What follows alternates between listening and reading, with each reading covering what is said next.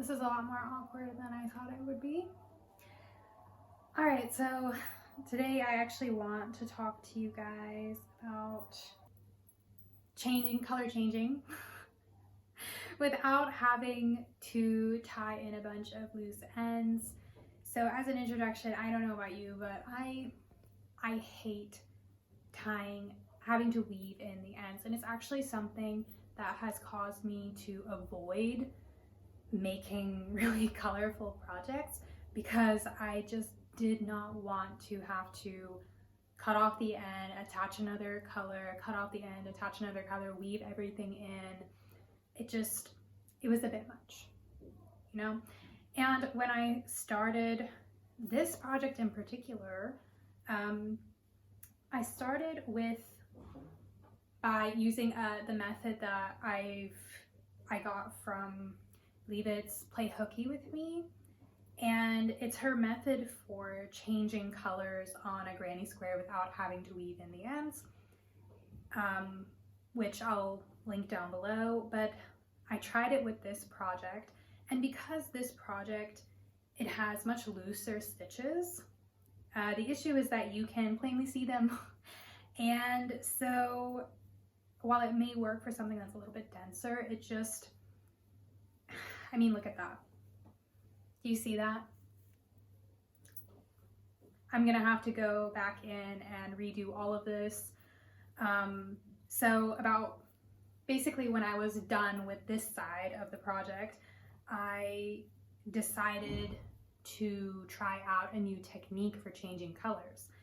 And before I even started, I looked up how to change colors without weaving in ends, and I couldn't find anything, so I just thought it couldn't be done, right? And with that mindset, I caused myself a lot of extra work, so there's that. All right, so what we're going to do, like I said, I don't know if I invented this technique, I don't know, but I couldn't find it anywhere else, so maybe I did. It's possible. It's not impossible. Is it likely? Probably not. But for right now, I'm gonna call it mine. So instead of weaving everything in and having a bunch of ends that you can see where, you know, I weave them in, I did this entire side with this method, and as you can see, I'll go to the join. Okay, so as you can see, well, if I can find it, where's the join? See, I can't even find it. That's how good it is. That's how good it is. You don't even know where you joined. It's here somewhere, and basically all I did with this is I made a fisherman's knot. But I used the fisherman's knot in a way that allowed me with enough yarn to complete the stitch, but also bring in a new color with a very smooth transition. Alrighty, so at this point in time, we're going to change settings. It was a little bit difficult to show you from that angle. Alright, so as you can see, I am on my last double crochet to finish this row because I'll need to change over to this light salmon color.